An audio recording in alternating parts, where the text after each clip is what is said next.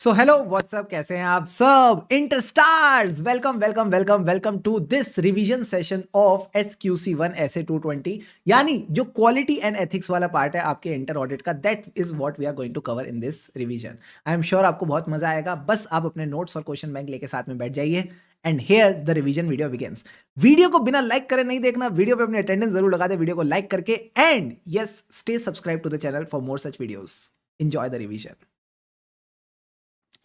सो welcome welcome welcome, स्वागत है आप सबका टू दिस रिवीजन, जहां हम सर बात करेंगे क्वालिटी की। कहीं ना कहीं जो भी ऑडिटर अपना काम करता है उसमें क्वालिटी होनी चाहिए। और ऑडिटर ही क्यों, कोई रिव्यू करे, कोई बाकी अश्योरेंस एंगेजमेंट करे, कोई रिलेटेड सर्विस करे, सब में क्वालिटी होनी चाहिए। और ये क्वालिटी की बात कौन से स्टैंडर्ड्स करते हैं, ये क्वालिटी की बात कौन से स्टैंडर्ड्स करते हैं, कैसे हम इन चीज़ों के साथ डील करना है, ये सारी बातें आज की इस रिवीजन में हम करेंगे। तो सबसे पहले सर बात करते हैं ऑडिट की ही बात कर लेते हैं। चलो ठीक है। ये कहता है ऑडिट का पर्पस क्या है। सर ऑडिट का पर्पस है रीजनेबल अश्योरेंस देना। अश्योरेंस का मतलब है कॉन्फिडेंस। तो आप कहीं ना कहीं कॉन्फिडेंस देते हो यूजर्स को about the financial statements. Yes sir. मुझे एक बात बताना, अगर आपको कॉन्फिडेंस देना है तो क्या आपका ऑडिट बेकार क्वालिटी से होना चाहिए, अच्छी क्वालिटी से, अच्छी क्वालिटी से? तो ये कहता है कॉन्फिडेंस देने के लिए quality is essential. Audit quality is essential to maintain the confidence in the independent assurance that is provided by the auditor. ठीक है सर। तो पहली बात, कॉन्फिडेंस देना है। कॉन्फिडेंस के लिए क्या जरूरी है? क्वालिटी जरूरी है। और अगर क्वालिटी जरूरी है तो ये ऑडिटर की रिस्पॉन्सिबिलिटी बनती है कि वो अपना काम क्वालिटी के साथ करे। अब सर इतनी क्वालिटी क्वालिटी हो रही, तो ये क्वालिटी की बात करता कौन है? स्टैंडर्ड्स करते हैं। हमें इतना पता है कि अगर हम अपना काम एज पर स्टैंडर्ड्स करें तो क्वालिटी मिलेगी। तो ये कह रहे हैं दो स्टैंडर्ड्स है जो क्वालिटी की बात करते हैं, SQC1 और SA 220। SQC1 का दिल बड़ा है, ये पूरी फर्म पे अप्लाई होता है। It is a quality control for the firms. अगर क्वालिटी कंट्रोल फॉर फर्म्स है तो it applies to the entire firm. Entire firm का मतलब है फर्म जितनी भी सर्विसेज देगी सब पे क्वालिटी चाहिए। चाहे ऑडिट करे, चाहे रिव्यू करे, चाहे अदर अश्योरेंस दे, चाहे रिलेटेड सर्विस करे, it deals with all the engagement. ठीक है सर। जबकि मैं बात करता हूं SA 220 की, बड़ा सेल्फिश है, ये सिर्फ ऑडिट की बात करता है। It deals with quality control for the audit of financial statement, यानी deals with audit engagement only. बात समझ आ रही है? आ रही है सर। अब मैं इन दोनों को लिंक करूंगा। तो सर मैंने इनको लिंक करने के लिए आपको एक एग्जांपल बताया कि सपोज अगर मेरी जो फर्म है वो कहती है आप जितनी भी अश्योरेंस सर्विस दोगे, ऑडिट, रिव्यू, अदर अश्योरेंस, सब में आपको इंडिपेंडेंट रहना जरूरी है। तो मैंने जो फर्म की गाइडेंस थी, जो फर्म का क्वालिटी कंट्रोल सिस्टम था, उस सिस्टम को ध्यान में रखते हुए ऑडिट के लिए एक पॉलिसी बना ली कि जो भी ऑडिट की एंगेजमेंट होगी उसमें एंगेजमेंट पार्टनर और उसकी टीम इंडिपेंडेंट होनी चाहिए। तो आप ऐसा कह सकते हो कि जो क्वालिटी कंट्रोल फॉर सिस्टम होता है ना, एज पर SQC1, उसी के बेसिस पे quality control policies of the audit engagement are decided. कहीं ना कहीं क्वालिटी कंट्रोल सिस्टम के बेसिस पे हम अपनी ऑडिट की क्वालिटी कंट्रोल पॉलिसीज बना देते हैं। ठीक है सर। और लास्ट में आप एक कंक्लूजन लाइन लिख सकते हो। और ऑडिट में भी क्वालिटी के लिए एंगेजमेंट पार्टनर रिस्पॉन्सिबल होता है। और कंक्लूजन लाइन क्या है? कहीं ना कहीं SQC1 का क्वालिटी कंट्रोल सिस्टम है, इसी के ऊपर SA 220 की पॉलिसीज खड़ी हैं। ऐसा बोलो, जो SQC1 का क्वालिटी कंट्रोल सिस्टम है, दैट इज द प्रीमाइस। इसी प्रीमाइस के बेस पे, सारे बच्चे समझना, ये जो SQC1 का प्रीमाइस है, इसी के बेस पे SA 220 की पॉलिसीज खड़ी है। तो इसको अंग्रेजी में लिखते हैं, SA 220 इज प्रीमाइज्ड किसके बेसिस पे? SQC1। So SA 220 is premised on the basis that firm is subject to SQC1। क्या ये बात क्लियर है? क्लियर है सर। इसी के ऊपर आपका जो प्यारा प्यारा ICAI है, उसने क्वेश्चन पूछ रखा था that SA 220 is premised on the basis that firm is subject to SQC1। तो इसी लाइन को आपने एक्सप्लेन करना है। सबसे पहले क्वालिटी की बात करना, क्वालिटी जरूरी है ताकि यूजर्स का कॉन्फिडेंस बढ़ सके। इसके लिए ऑडिटर की भी रिस्पॉन्सिबिलिटी बनती है कि वो अपना काम पूरी क्वालिटी से करे। फिर मैंने कहा क्वालिटी के लिए दो स्टैंडर्ड आएंगे, SQC1 और SA 220। मैंने दोनों को एक्सप्लेन कर दिया। फिर मैंने क्या बोला, जो SQC1 क्वालिटी कंट्रोल सिस्टम बना के देता है ना, उसी के बेसिस पे SA 220 की क्वालिटी कंट्रोल पॉलिसीज बनाई जाती हैं। ठीक है सर। और यहां पे रिस्पॉन्सिबल कौन है ऑडिट क्वालिटी में? Engagement partner. और आखिरी में आप कंक्लूड क्या करोगे? आखिरी में हम बस इतना कंक्लूड करेंगे, SA 220 किसके बेस पे खड़ा है? SQC1 के बेस पे खड़ा है। SA 220 is premised on the basis that firm is subject to SQC1। क्या ये प्यारा प्यारा क्वेश्चन सबको रिवाइज हो गया? मजा आ गया सर। अब आ जाओ नेक्स्ट टॉपिक पे आगे बढ़ते हैं। सर नेक्स्ट टॉपिक पे आगे बढ़ने के लिए सबसे पहले मैंने आपको बताया, हम इस क्वालिटी वाले चैप्टर में दो स्टैंडर्ड्स की बात करते हैं, SQC1 और SA 220। SQC1 का नाम क्या बताया था? Quality control for firm. जो क्या परफॉर्म करती है? भरतनाट्यम नहीं सर, ढेर सारी सर्विसेज, जो जो आपको नाम याद है सारे बोल दो। ऑडिट रिव्यू के अलावा अदर अश्योरेंस सर्विसेज हो गई and related service engagement.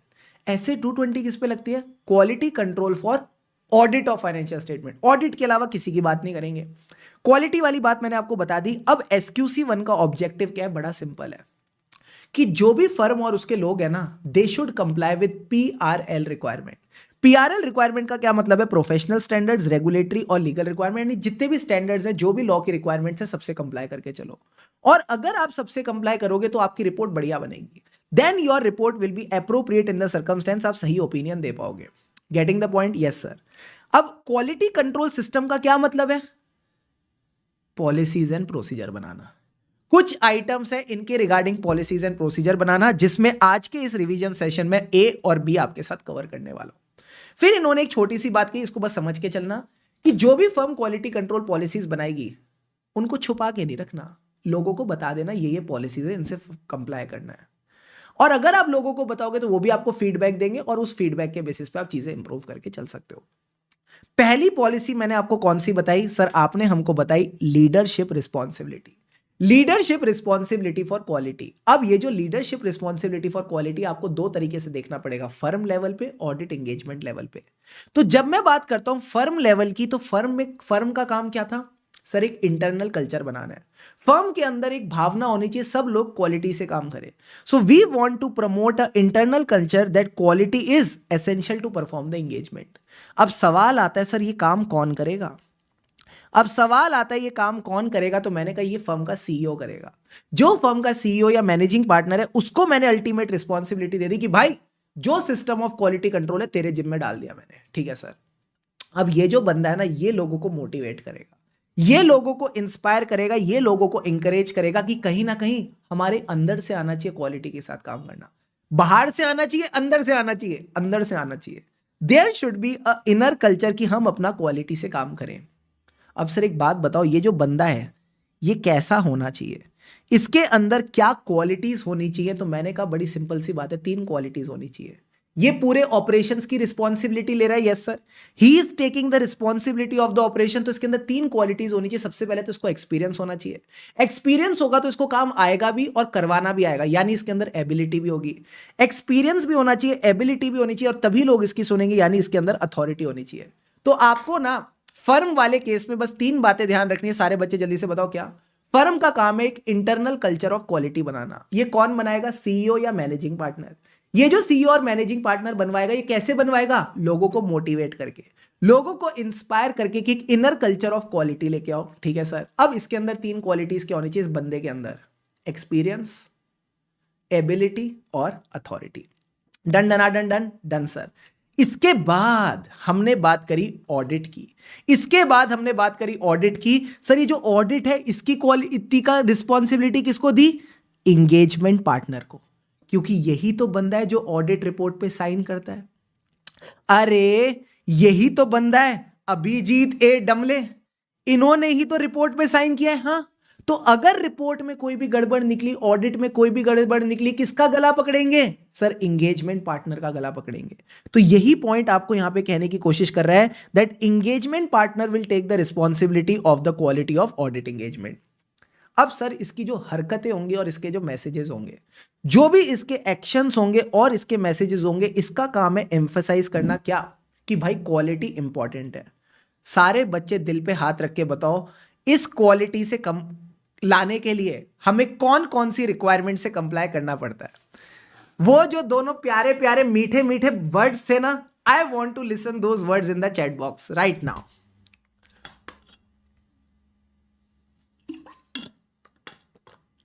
Sir बाहर वाली, अंदर वाली, हमें 2 रिक्वायरमेंट से कंप्लाई करना है। कौन कौन सी? बाहर वाली और अंदर वाली। सर बाहर वाली का क्या मतलब है? जो भी मार्केट में स्टैंडर्ड्स अवेलेबल है, जो भी मार्केट पे लॉज और रेगुलेशंस अवेलेबल है, उनसे कंप्लाई करके चलो। यानी the work should comply with the PRL requirement. PRL का क्या मतलब है? Professional standards, regulatory and legal requirement. क्योंकि एक ऑडिटर को कंपनीज एक्ट से भी कंप्लाई करना पड़ता है, स्टैंडर्ड्स ऑन ऑडिटिंग से भी कंप्लाई करना पड़ता है। और ये फर्म के अंदर थोड़ी बनते हैं, बाहर बनते हैं। सर फर्म के अंदर क्या बनता है? इन बाहर वाली रिक्वायरमेंट से कंप्लाई करने के लिए फर्म के अंदर बनती है quality control policies and procedure. तो हमें इससे भी कंप्लाई करना है। तो जब आप बाहर वाली से और अंदर वाली से कंप्लाई करोगे तो क्या मैं बोल दूं आपकी रिपोर्ट ठीक निकलेगी? हाँ, यही तो ऊपर पढ़ाया था, यही तो रिपोर्ट पढ़ाया था कि अगर आप इन पीआरएल रिक्वायरमेंट से कंप्लाई करोगे तो रिपोर्ट विल बी एप्रोप्रिएट। यही सेम टू सेम बात यहां लिख रखी है, issuing the audit report appropriate in the circumstances. क्या तीनों बातें हो गई? हाँ सर। और अगर इसमें कोई गड़बड़ है तो कोई भी बंदा शिकायत लगा सकता है बिना किसी डर के कोई भी ऊपर वाले को शिकायत लगा सकता है, यानी ability to raise the concerns without any fear of punishment. बिना किसी रिप्राइजल के डर के, बिना किसी पनिशमेंट के डर के you can raise your fear. और आखिरी में क्या बोलेंगे? क्वालिटी इंपॉर्टेंट ही नहीं, जरूरी भी है। जो क्वालिटी है वो सिर्फ इंपॉर्टेंट ही नहीं, जरूरी भी है। Quality is also essential in performing the engagement. जल्दी से सारे बच्चे पानी के 2 घूंट लगाओ और चैट बॉक्स में लिखो डन डनाडन डन। क्या आपको लीडरशिप रिस्पॉन्सिबिलिटी वाले सारे पॉइंट्स क्लियर है? फटाफट बता दो मित्रों। एक क्वेश्चन एमटीपी सितंबर 24, दूसरा एमटीपी मई 24 में आईसीए ने पूछा हुआ है।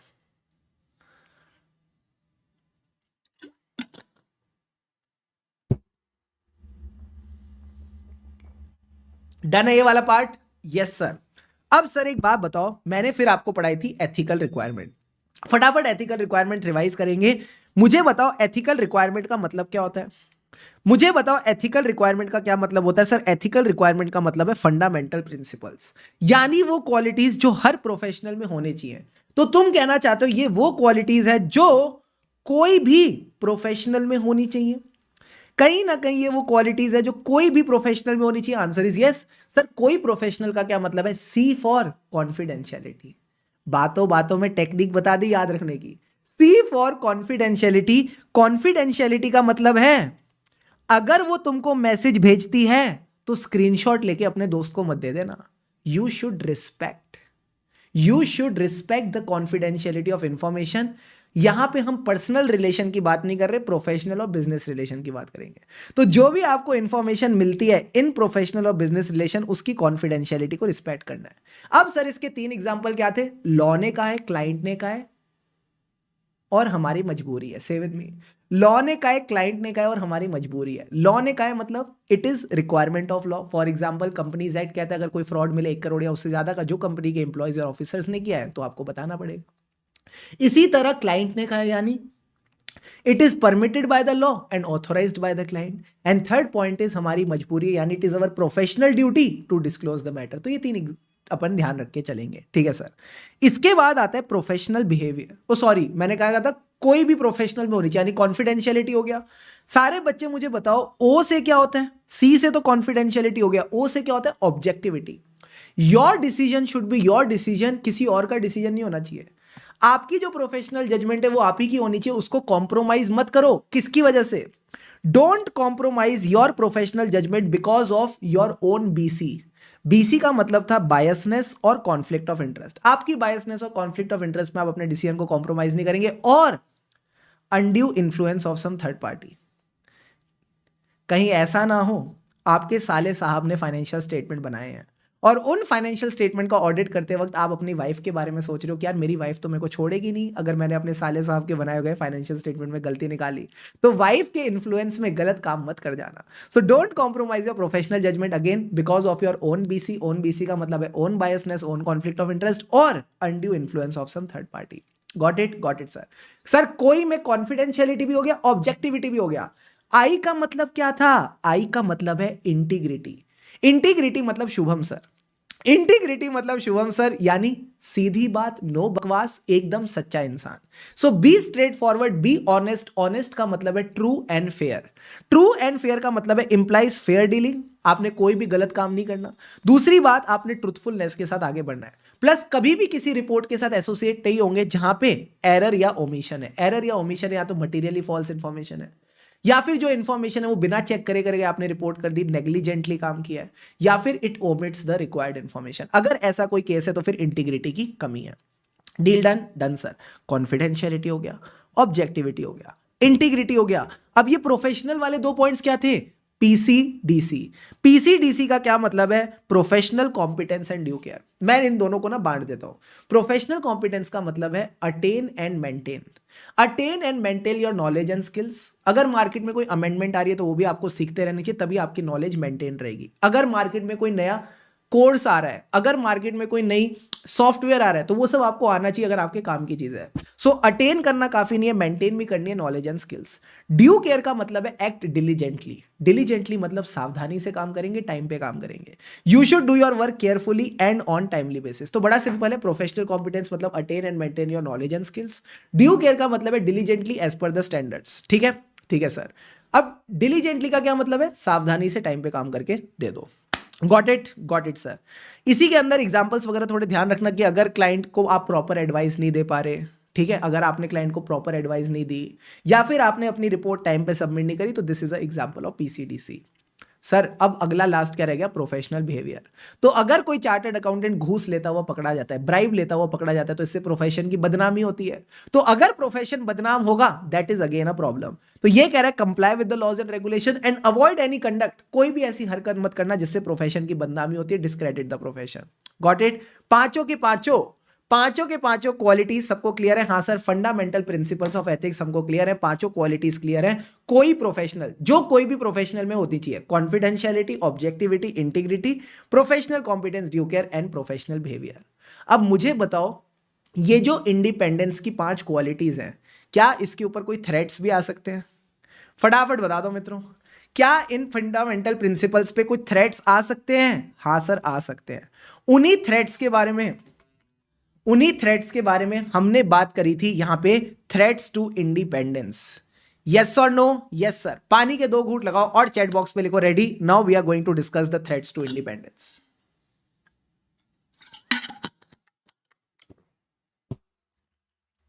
अब सर ये थ्रेट्स टू इंडिपेंडेंस क्या है? पता है मार्केट में एक ड्रिंक आती है, क्या बात कर रहे हो सर? हाँ, जैसी आप वो ड्रिंक पीते हो, जो आपका पूरा ब्लड है ना, वो प्यूरिफाई हो जाता है। ओ सर, इस ड्रिंक का नाम सुना सुना तो लग रहा है, बड़ी कड़वी ड्रिंक होती है। हाँ, इस ड्रिंक का नाम है साफी। ये आपके ब्लड के जितने भी थ्रेट्स हैं सब खत्म कर देती है। अब सर साफी का क्या मतलब है? S for self interest threat. तो जब भी आपकी फर्म का, आपके पार्टनर का या किसी एसोसिएट का फाइनेंशियल इंटरेस्ट रहेगा, जब भी किसी का फाइनेंशियल इंटरेस्ट रहेगा ऑडिट क्लाइंट में, तो उसको बोलेंगे self interest threat. Okay sir. अब इसके एग्जांपल बड़े सिंपल हैं, एकदम फ्लो में चल सकते हो। डायरेक्ट और indirect financial interest. Financial interest कैसे हो सकता है? कोई लोन और गारंटी में मेरे को ऑडिट कंपनी से, जिस कंपनी का मैं ऑडिट कर रहा हूं, उससे क्या फाइनेंशियल इंटरेस्ट होता है? जो फीस मिलती है। तो फीस वाले 2 पॉइंट ध्यान रखना, एक ही क्लाइंट से 80% ऑफ द फीस आ रही है, एक ही क्लाइंट से 60% ऑफ द फीस आ रही है, यानी यू हैव हाई डिपेंडेंस। कहीं ना कहीं हाई डिपेंडेंस है ऑन द फीस, और क्योंकि आप ज्यादा डिपेंडेंट हो, आपको डर लगता है, हर घड़ी हर पल आपको डर लगता है कहीं ये क्लाइंट चला ना जाए, तो high dependence on the client. Second point कहता है कंटिजेंट फीस। जैसा ओपिनियन वैसी फीस, आपकी फीस फिक्स्ड रही है। तो अगर फीस फिक्स नहीं है तो that is also self interest threat. And last में कहता है और क्या तरीका होता है पैसे कमाने का? सर बिजनेस करने का या जॉब करने का? या तो बिजनेस करने का या जॉब करने का, तो कहता है बिजनेस रिलेशन है या फिर पोटेंशियल एम्प्लॉयमेंट है। Got it sir. तो ये आपके सेल्फ इंटरेस्ट थ्रेट हो जाते हैं। अब सर आपने कहा था साफी करके कोई थ्रेट है, तो सेल्फ इंटरेस्ट हो गया। अगला थ्रेट कौन सा है? Self review threat. अगला वाला थ्रेट है सेल्फ रिव्यू थ्रेट। तो सेल्फ रिव्यू थ्रेट में कुछ नहीं होता, 2 पॉइंट्स आते हैं। ये कहता है आप रिव्यू कर रहे हो अपनी कोई जजमेंट और conclusion in the previous audit और नॉन ऑडिट एंगेजमेंट। ऑडिट में रिव्यू क्या होता है? बेसिकली जो भी ऑडिट टीम काम करती है उसका काम कोई EQCR रिव्यू करता है, जो नेक्स्ट सेशन में कवर करूंगा। ठीक है सर। नॉन ऑडिट एंगेजमेंट कौन सी है जो ऑडिटर नहीं दे सकता? ये वही है जो आप सेक्शन नंबर 144 में पढ़ते हो। ठीक है सर, जिसमें वो आता है ना, अकाउंटिंग और बुक कीपिंग सर्विसेज, उसके बाद actuarial services, investment advisory, investment banking, internal audit services. Yes sir, यही सारी सर्विसेज जो आप सेक्शन 144 में करते हो, ये सब आप नहीं दे सकते। ठीक है सर। इसके अलावा ये कहता है अगर आपकी ऑडिट टीम मेंबर, अगर आपका जो ऑडिट टीम मेंबर है ये पहले क्लाइंट का पार्ट था, तो बेसिकली क्या हुआ, जो क्लाइंट का डायरेक्टर या ऑफिसर था वो फुदक के अगर ऑडिट टीम का पार्ट बन गया, तो this is a self review threat. क्यों? क्योंकि हम ये मान के चलते यहां पे इसने फाइनेंशियल स्टेटमेंट बनाए, और अभी जब ये ऑडिट टीम का पार्ट बन गया तो अभी उन्हीं को रिव्यू कर रहा है, तो this is a self review threat. तो अगर क्लाइंट का कोई सीनियर बंदा यानी सीनियर एम्प्लॉय या डायरेक्टर, ये अब ऑडिट टीम का पार्ट है, तो this is again a self review thread का पार्ट हो जाएगा। अब इसके एग्जांपल में पहला पॉइंट तो सेम ही है, दूसरे पॉइंट में कह रहा है auditor is providing the services that are subject matter of engagement. तो ऑडिट में सब्जेक्ट मैटर ऑफ एंगेजमेंट क्या होता है? Financial statement. तो अगर ऑडिटर ही फाइनेंशियल स्टेटमेंट बना रहा है और उसी को चेक कर रहा है, this is again a self review thread. क्या ये पूरा का पूरा कॉन्सेप्ट क्लियर है? क्लियर है सर। अब सर साफी में दो एस तो हो गए, सेल्फ रिव्यू हो गया, सेल्फ इंटरेस्ट हो गया। ए से क्या था? Advocacy thread. एडवोकेसी का क्या मतलब है? आप क्लाइंट के लिए वकालत कर रहे हो, आप क्लाइंट का जो इंटरेस्ट है उसको प्रमोट कर रहे हो इस कदर that your objectivity is compromised. अब आप क्लाइंट के लिए बायस्ड हो गए हो। सर इसके दो एग्जांपल बताना। Dealing in the shares of the company, मैं इन्वेस्टिंग नहीं कह रहा, इन्वेस्ट कर रहे हो शेयर्स में तो सेल्फ इंटरेस्ट है, बट अगर आप क्लाइंट के शेयर्स को प्रमोट कर रहे हो, लोगों को बोल रहे हो तुम लोग खरीद लो, तो फिर आप बायस्ड हो, आपका एडवोकेसी थ्रेट है। और एडवोकेसी से तो मैच कर रहा है एडवोकेट, तो अगर आप क्लाइंट के लिए एडवोकेट एक्ट कर रहे हो इन एनी लीगल केस, तो भी एडवोकेसी थ्रेट है। अगर आप क्लाइंट के लिए कुछ मार्केटिंग कैंपेन्स कर रहे हो, एडवर्टीजमेंट कर रहे हो, अगेन क्लाइंट को प्रमोट कर रहे हो, तो again it is advocacy threat. और लास्ट के दो थ्रेट आ गए हैं, सब खुश हो गए, फेमिलियरिटी थ्रेट और इंटिमिडेशन थ्रेट। साफी में क्या आएगा? F for familiarity, I for intimidation. Familiarity threat मतलब आपने कोई रिश्ता बनाया है, ऐसा रिश्ता बनाया कि क्लाइंट को लॉस होता है, रोते आप हो, यानी you have formed relation where the client ending up being too sympathetic. अब आप बहुत सिंपैथाइज करने गए हो क्लाइंट के साथ, तो फिर ये फेमिलियरिटी थ्रेट है। अब फेमिलियरिटी थ्रेट के एग्जांपल तो बड़े आसान थे, चार तरह के रिश्ते। सर कौन कौन से रिश्ते थे? खून का रिश्ता, फर्म का रिश्ता, टाइम का रिश्ता, गिफ्ट का रिश्ता। कम ऑन, खून का रिश्ता, फर्म का रिश्ता, टाइम का रिश्ता, गिफ्ट का रिश्ता। बच्चा कह रहा है क्या मैं एग्जाम में भी ये काम कर दूं जो ऊपर लिखा है सेम एज अबव? तो फिर एग्जामिनर भी कहेगा हाँ, मार्क्स भी वही दिए, सेम एज अबव, ऊपर भी नहीं दिए नीचे भी नहीं दिए। ऐसे हरकतें नहीं कर सकते, ठीक है, दोनों चीजें लिखनी पड़ेगी, बट ऐसे इतना डायरेक्टली बहुत कम चांस है, एक से पूछ ले कि डायरेक्ट ही बता दो ये। वो generally case study based question ही पूछता है, जो मैं अभी इस रिवीजन में कवर कराऊंगा। तो ये कहते हैं relationships ending up being too sympathetic to the client interest. तो ब्लड का रिश्ता क्या था? आपका कोई रिलेटिव क्लाइंट का सीनियर एम्प्लॉय है। फर्म का रिश्ता क्या था? पहले आपकी फर्म का पार्ट था, अब क्लाइंट की फर्म का पार्ट है। तो सर आप ये कहना चाहते हो जब क्लाइंट का बंदा फर्म में आता है तो सेल्फ रिव्यू थ्रेट, क्योंकि वहां फाइनेंशियल स्टेटमेंट बना के यहां ऑडिट कर रहा है। बट अगर फर्म का बंदा क्लाइंट में जाता है तो रिश्ता है, तो फिर ये फेमिलियरिटी थ्रेट आ जाएगा। हाँ, फिर आता है टाइम का रिश्ता, long association with the client, and last में आ जाता है गिफ्ट्स का रिश्ता। अगर आपको क्लाइंट ने कोई सिग्निफिकेंट गिफ्ट दिया है, रोलेक्स की वॉच दे दी, डायमंड दे दिए, कोई और ही महंगी चीज़ दे दी, या हॉस्पिटैलिटी दी है, हॉस्पिटैलिटी मतलब आपके लिए कोई टूर प्लान कर दिया 3 नाइट्स 4 डेज वाला, तो फिर ये फेमिलियरिटी थ्रेट बन जाएगा। और आखिरी में आता है इंटिमिडेशन थ्रेट। इंटिमिडेट करना मतलब डराना, धमकाना, सामने वाले को रोकना from acting objectively. So if the auditor is deterred from acting objectively, तो ये क्या है? Intimidation threat. तो इसमें कोई दो ही चीज है, ऑडिटर पे थ्रेट क्रिएट करो, बेचारे को प्रेशर आ जाएगा। थ्रेट का मतलब क्या है? सर सबसे पहला थ्रेट है तेरे को निकाल दूंगा, दूसरा थ्रेट क्या है? तेरे पे केस कर दूंगा, तीसरा क्या है? तीसरा कहता है अपनी फीस कम कर क्योंकि मैं तेरे से काम भी कम कराऊंगा। तो यानी कहीं ना कहीं फीस इज लो, तो उसमें भी प्रेशर आ रहा है to reduce the audit work. अब सर इससे रिलेटेड दो क्वेश्चन हमारे पास है, फटाफट एक बार उनको डिस्कस कर लेते हैं। सबसे पहले आता है हमारे पास क्वेश्चन नंबर 5। क्वेश्चन नंबर 5 में क्या था सर? एक सीए त्रिपाठ, ठीक है सर, ये एक्सटर्नल ऑडिटर था किसी फर्म का जिसका नाम है लैब ऑफ नेचर। ये जो फर्म है ये क्या करती है? टूरिज्म सर्विसेज देती है। Got it sir. इसने ऑडिटर और उसके टीम मेंबर्स को भी एक फ्री हॉलीडे दे दी हफ्ते भर के लिए, Ooty in the state of Tamil Nadu. दिल पे हाथ रख के बताओ, ये कह रहे साथ ही साथ कंपनी ने इसके लिए फ्री एयर ट्रेवल भी दे दी, फ्री एयर ट्रेवल दे दी सारे एंगेजमेंट टीम मेंबर के लिए। आप मुझे बताओ why the chartered accountant is not acting ethically.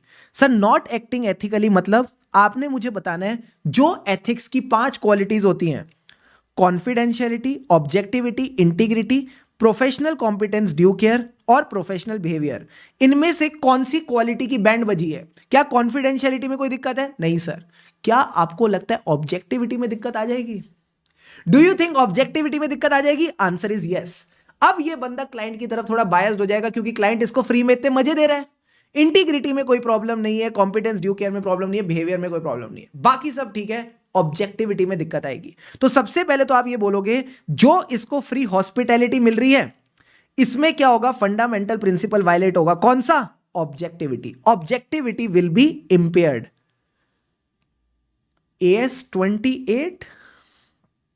Sir AS 28 impairment की बात हो रही है? हाँ, अरे इम्पेयरमेंट दिखती है S28 क्यों होता है? इम्पेयर मतलब ऑब्जेक्टिविटी कम हो गई, जब वैल्यू कम हो जाती है तो बोलते हो ना वैल्यू इम्पेयर हो गई। हाँ, तो ये कह रहे हो ऑब्जेक्टिविटी इम्पेयर हो गई। ठीक है sir. Second part of the question खुद ही बता रहा है, बताओ फैमिलियरिटी थ्रेट कैसे आया इस सिचुएशन में। तो सीधा सीधा बोलो, पहले आप फैमिलियरिटी थ्रेट को डिफाइन करोगे। जब भी कोई थ्रेट आएगा तो पहले उसको डिफाइन करेंगे कि आपने रिलेशनशिप बनाई, ending up being too sympathetic.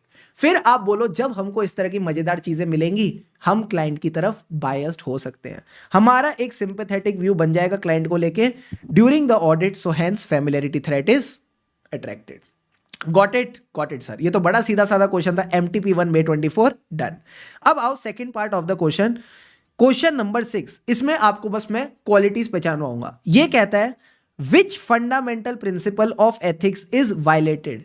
कौन सी क्वालिटी है, कौन सी क्वालिटी है जो यहां पे वायलेट हो गई। पहला case, chartered accountant in practice accepted the appointment as an auditor of a firm, जहां पे उसकी सिस्टर ही पार्टनर थी। तो मुझे एक बात बताओ, ऐसा क्लाइंट जहां पे आपकी बहन ही काम कर रही है, तो सर ये क्या हो गया? ये तो फैमिलियरिटी थ्रेट हो गया। बट तुमसे किसी ने पूछा क्या? तुमसे किसी ने थ्रेट पूछा है क्या? नहीं, मैं तुमसे क्वालिटी पूछ रहा हूं। तो क्वालिटी का क्या मतलब था? जो कोई भी प्रोफेशनल में होनी चाहिए, confidentiality, objectivity, integrity, professional competence, due care, professional behaviour. तो क्या यहां पे कॉन्फिडेंशियलिटी की दिक्कत है? नहीं सर। क्या यहां पे ऑब्जेक्टिविटी की दिक्कत है? हां। अगर मेरी बहन ही मेरा क्लाइंट है तो मैं तो भाई ऑब्जेक्टिवली काम ही नहीं कर पाऊंगा। बाकी सब ठीक है, मैं सच्चा काम कर सकता हूं, professional competence, due care, professional behaviour कर सकता हूं, बट यस ऑब्जेक्टिविटी की बैंड बच जाएगी। Very good. सेकेंड पॉइंट कहता है CA in practice was approached by his friend to seek some insider information. मेरा दोस्त मेरे से क्लाइंट की इनसाइडर इंफॉर्मेशन मांग रहा है और मैं उसको मना नहीं कर पाया। कोई प्रोफेशनल में कौन सी क्वालिटी की बैंड बजी जब मैंने क्लाइंट की इंफॉर्मेशन उसके साथ शेयर कर दी? Sir confidentiality. कहीं ना कहीं कॉन्फिडेंशियलिटी की बैंड बज गई जब आपने उसके साथ इंफॉर्मेशन शेयर कर दी। एंड लास्ट में पूछता है chartered accountant in practice fail to inform the client about the change in laws में चेंज हो गया और मैं क्लाइंट को सही एडवाइस नहीं दे पाया। अब ये किसकी दिक्कत है? क्या ये कॉन्फिडेंशियलिटी की दिक्कत है? नहीं सर। कोई प्रोफेशनल करके चलना, confidentiality no, objectivity no, integrity नहीं, मैं कोई झूठ तो बोल नहीं रहा। प्रोफेशनल कॉम्पिटेंस, ड्यू केयर या प्रोफेशनल बिहेवियर, सर ये है professional competence and due care. मैं अपने क्लाइंट को अगर सही एडवाइस ही नहीं दे पा रहा तो मेरे ऊपर लानत है। मेरे प्रोफेशनल होने पे फिर कोई फायदा ही नहीं है। तो कहीं ना कहीं आप कॉम्पिटेंट नहीं हो, तभी आप उसको सही एडवाइस नहीं दे पाए। तो पहला ऑब्जेक्टिविटी, दूसरा कॉन्फिडेंशियलिटी एंड तीसरा प्रोफेशनल कॉम्पिटेंस, ड्यू केयर। तो आपको यही फंडामेंटल प्रिंसिपल्स बस नाम लिखने हैं, इनको डिफाइन करना है and that will be done done done done. You are getting the point और नॉट? Yes sir. हम बात करेंगे सेफगार्ड टू इंडिपेंडेंस की। इससे जस्ट पहले हमने बात करी थी थ्रेट्स की। Yes sir. अब थ्रेट से बचने के लिए कैसे आप सेफगार्ड लगा सकते हो इसके बारे में मैं आपको बताऊंगा, और आईसीए का एकदम प्यारा प्यारा लेटेस्ट क्वेश्चन भी कराऊंगा, डोंट वरी। तो ये कहते हैं सबसे पहले तो भाई एक चार्टर्ड अकाउंटेंट की रिस्पॉन्सिबिलिटी बनती है कि वो इंडिपेंडेंट रहे। अब इंडिपेंडेंट रहने के लिए कैसे हम थ्रेट से बचें? तो ये कह रहे हैं सेफगार्ड लगाओ, थ्रेट्स दूर भगाओ, सेफगार्ड लगाओ। सेफगार्ड लगाओ यानी सेफगार्ड आर द एक्शन। आपने कहीं ना कहीं एक्शन लेना है ताकि आप थ्रेट्स को रिड्यूस कर सको टू एन एक्सेप्टेबल लेवल। तो या तो थ्रेट्स को खत्म करो या फिर उनको रिड्यूस करो टू एन एक्सेप्टेबल लेवल। अब सवाल आता है कि ये जो सेफगार्ड आपने एक्शन लेने टू रिड्यूस द थ्रेट, इसके गाइडिंग प्रिंसिपल्स क्या है? तो मैंने कहा 5 गाइडिंग प्रिंसिपल है, सॉरी 4 गाइडिंग प्रिंसिपल्स है। सर क्या? सबसे पहला प्रिंसिपल तो ये कहता है कि आपको हमेशा इंडिपेंडेंट रहना है। As a professional accountant you should be and appear to be independent. आप अंदर से भी इंडिपेंडेंट होते हो और अगर कोई थर्ड पार्टी देखे तो उसको भी आप इंडिपेंडेंट लगो। For the public confidence auditor should be and appear to be independent. Got it sir. अब ये कह रहे हैं कि जब भी इंडिपेंडेंस रहना होता है ना तो 2 चीजों की बात होती है, थ्रेट्स और सेफगार्ड। तो कह रहे जब भी कोई आप काम लो तो कंसीडर करना there are any threats to independence. Before taking any work consider whether there are any threats to independence. और अगर थ्रेट्स एग्जिस्ट करते हैं तो फिर 2 ऑप्शन है, या तो आप काम ही एक्सेप्ट मत करो, desist from the task, you should not accept the task, और या फिर थ्रेट से बचने के लिए आप सेफगार्ड लगाओ। सेफगार्ड टू आइदर एलिमिनेट और reduce the threats to an acceptable level. Sir हम सेफगार्ड नहीं लगा पा रहे, हम सेफगार्ड नहीं लगा पा रहे तो फिर काम भी एक्सेप्ट मत करो। If the auditor is unable to implement the safeguard then in that case you should not accept the work. इसी के ऊपर मैंने आपको क्वेश्चन बैंक में एक प्यारा सा क्वेश्चन कराया था, सारे बच्चे बताओ कौन सा क्वेश्चन था वो? What was this question about threats and safeguards, sir? That was your question number, I think question number कौन सा था मेरे भाई? ये था क्वेश्चन नंबर 9। अगर मैं क्वेश्चन नंबर 9 की बात करता हूं तो पता है क्या हुआ था, इसमें दो करेक्टर थे, एक है सुधाकर, एक है कजन। एक है सुधाकर, एक है कजन। तो क्या हुआ, कजन ने ना कंपनी के शेयर्स ले रखे थे, ठीक है सर। अब कजन नहीं है सर, कजन नहीं है मतलब कजन गॉन। अब जब कजन चला गया तो ये शेयर्स किसके नाम कर गया, सुधाकर के नाम कर गया। तो मुझे एक बात बताओ, सुधाकर जो कंपनी का ऑडिट करना चाहता है, सुधाकर जो कंपनी का ऑडिट करना चाहता है, ऐसे टाइम पे इसको क्या एक्शन लेना चाहिए थ्रेट से बचने के लिए? बिकॉज एक बात बताओ, अगर सुधाकर ही कंपनी के शेयर्स होल्ड करेगा तो ये कौन सा थ्रेट है सर? अगर मैं कंपनी के शेयर्स वगैरह होल्ड करता हूं तो there is a financial interest, there is a financial interest, तो this is a self interest threat. कहीं ना कहीं ये सेल्फ इंटरेस्ट थ्रेट बन जाता है। तो इस थ्रेट से बचने के लिए इसको शेयर सेल कर देने चाहिए। तो ये आपसे पूछ रहा है, advice CA Sudhakar on how he should deal with this situation and safeguard the independence. तो बड़ा सिंपल है, इंडिपेंडेंस के लिए आप पूरा पहले तो थ्योरी लिखो जो मैंने आपको बताई है, that auditor should B and auditor should remain independent, CA should remain independent considering the threats and safeguard। safeguard का मतलब है action to reduce the threat to an acceptable level, ठीक है सर। फिर आपने एक बात और बोल दी क्वेश्चन को देख के कि यहाँ पे सेल्फ इंटरेस्ट थ्रेट है, जो मैंने आपको ऑलरेडी बता दिया। फिर आप गाइडिंग प्रिंसिपल्स लिखो। गाइडिंग प्रिंसिपल्स का क्या मतलब था, पब्लिक के कॉन्फिडेंस के लिए be and appear to be independent. फिर बात करेंगे थ्रेट्स और सेफगार्ड की। कोई भी काम एक्सेप्ट करने से पहले चेक कर लेना कहीं थ्रेट तो नहीं है। अगर थ्रेट है तो काम एक्सेप्ट ही मत करो, डिजिस्ट फ्रॉम द टास्क। और दूसरा ऑप्शन क्या था, एलिमिनेट द थ्रेट और reduce by applying the safeguard. Got the point? Yes sir. But sir अगर आप सेफगार्ड नहीं लगा पा रहे तो ऐसे केस में you should not accept the work. Conclusion में बस इतनी सी बात लिखनी कि इसको सेफगार्ड लगाना चाहिए, इसको एक्शन लेना चाहिए, that is selling the shares before accepting the appointment. और अगर बेचारा ये चीज नहीं कर पा रहा तो इसको अपॉइंटमेंट ही एक्सेप्ट नहीं करनी चाहिए। यू गॉट द पॉइंट और नॉट? समझ गए सर? तो आई होप ये कॉन्सेप्ट पूरा आपको एकदम अच्छे तरीके से क्रिस्टल क्लियर है और दिमाग में बैठ गया सर। इसके बाद मैंने आपको बताया इंडिपेंडेंस के दो कॉन्सेप्ट्स हैं, independence of mind, independence of appearance. बड़े simple concept.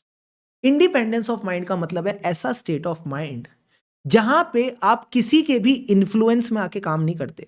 You give your opinion without any influence and you are able to act with IOPS. IOPS का क्या मतलब है, तीन क्वालिटीज है आपके अंदर, integrity, objectivity and professional scepticism, ठीक है सर। इंडिपेंडेंस ऑफ अपीयरेंस का मतलब है दूसरों को भी आप इंडिपेंडेंट लग रहे हो, यानी अगर कल को कोई थर्ड पार्टी आपको देखती है तो वो भी आपको इंडिपेंडेंट पाती है। तो ऐसी कोई भी हरकत मत करना, ऐसा मत कर लेना आपने क्लाइंट से इतने सारे फेवर्स ले लिए, आपने क्लाइंट से इतने सारे गिफ्ट्स ले लिए कि थर्ड पार्टी को लग रहा है अब ये इंडिपेंडेंट नहीं रहा। सो अवॉइड एनी फैक्ट्स और circumstances that a third party concludes that IOPS is compromised। IOPS is compromised यानी integrity, objectivity और your professional skepticism is compromised। Deal done? Deal done sir. अब सर इसी से रिलेटेड मैंने कहा, अगर आप चाहते हो आपकी फर्म में सारे लोग इंडिपेंडेंट रहे तो क्या मुझे सबको कान में जाके बताना पड़ेगा इंडिपेंडेंट रहो, विकास इंडिपेंडेंट रहो, दीपांशु इंडिपेंडेंट रहो? Answer is no. चुपचाप इसके अराउंड पॉलिसी बना लो और उस पॉलिसी के बारे में आप लोगों को मेल डाल दो, कम्युनिकेट कर दो कि हमने पॉलिसी बना दी। So you should communicate the independence requirement to all the personnel. और इंडिपेंडेंस की पॉलिसी में भी क्या होगा, वही दो चीजें, थ्रेट और सेफगार्ड। तो आपने बताने circumstances and relationship which create threat to independence. Sir ये कौन से सर्कमस्टेंसेज और रिलेशनशिप थे जो आप थ्रेट के अंदर के पॉइंट पढ़ते थे ना? जैसे सेल्फ इंटरेस्ट थ्रेट का एग्जांपल ले लेते हैं। सेल्फ इंटरेस्ट थ्रेट के अंदर मैंने 4-5 बातें पढ़ी कि डायरेक्ट और इनडायरेक्ट फाइनेंशियल इंटरेस्ट, लोन और गारंटी। फाइनेंशियल इंटरेस्ट किससे आता है, फीस से, huge dependence on the fees. उसके बाद मैंने आपको क्या बताया था सर, आपने बोला था कंटिंजेंट फीस। और पैसा कैसे आता है, बिजनेस करके, एम्प्लॉयमेंट करके, तो business relationship with the client या फिर potential employment with the client. तो ये कह रहा है ऐसी कोई भी सर्कमस्टेंसेज और रिलेशनशिप देख लेना जिससे थ्रेट आता है, और अगर थ्रेट है तो घबराना नहीं है, आप सेफगार्ड की बात करोगे। तो आपकी पॉलिसी में आप थ्रेट्स भी कवर करोगे, सेफगार्ड भी बात करोगे। तो take the action to eliminate the threat और reduce to acceptably low level. अगर ये दोनों चीजें नहीं कर पा रहे तो चुपचाप विड्रॉ कर जाओ from the engagement. Then in that case you should withdraw from the engagement. तो अगर आप अपनी किताब पे आते हो तो इंडिपेंडेंस के केस में आपने यही बातों को एक बार गो थ्रू करके चलना है। और लास्ट में नोट्स में 3 बातें दे रखी थी, ध्यान से समझना। ये कहता है कि सपोज अगर एंगेजमेंट पार्टनर को इंडिपेंडेंस के रिगार्डिंग कोई भी इंपॉर्टेंट इंफॉर्मेशन मिलती है तो वो फर्म को बताएगा, ठीक है सर। अगर उसको लगता है कोई भी ऐसे सर्कमस्टेंस और रिलेशनशिप से जिनसे थ्रेट क्रिएट होता है वो फर्म को बताएगा। और अगर आपको मान लो कोई ब्रीच मिल गई, अगर आपको कोई ब्रीच ऑफ इंडिपेंडेंस मिल जाती है, यानी मैं एक ऑडिट टीम का पार्ट हूं, मैं देखता हूं बाकी किसी टीम मेंबर ने ब्रीच कर दी, ब्रीच का मतलब है उसने कुछ इंडिपेंडेंस की बैंड बजा दी। फॉर एग्जांपल मेरे ऑडिट टीम मेंबर ने क्लाइंट के शेयर्स खरीद लिए, तो क्या इसके लिए मैं मुहूर्त निकलवाऊंगा फर्म को बताने का? नहीं सर, आप हाथों हाथ बता दोगे प्रॉम्प्टली। एसएप, अपन क्या बोलते हैं? एसएप। एसएप आपने फर्म को बताना है, हाथों हाथ आपने फर्म को बताना है, ठीक है सर। अच्छा एक बात और बताना, फर्म के सारे लोगों ने इंडिपेंडेंस से कंप्लाई किया, क्या इसके लिए फर्म को कंफर्मेशन लेनी है? Yes sir. सारे पर्सोनल से फर्म के जितने भी लोग हैं, engagement partner, senior manager, director, executive, article, सबसे वो कंफर्मेशन लेगी कि सबने इंडिपेंडेंस के साथ कंप्लाई किया। अब ये कंफर्मेशन कैसे लेनी है? वीकली कंफर्मेशन लेनी है, मंथली कंफर्मेशन लेनी है? मैंने कहा द आंसर इज नो, साल में एक बार। This confirmation should be obtained annually. तो इस पे आपके पास एमसीक्यू आ सकता है।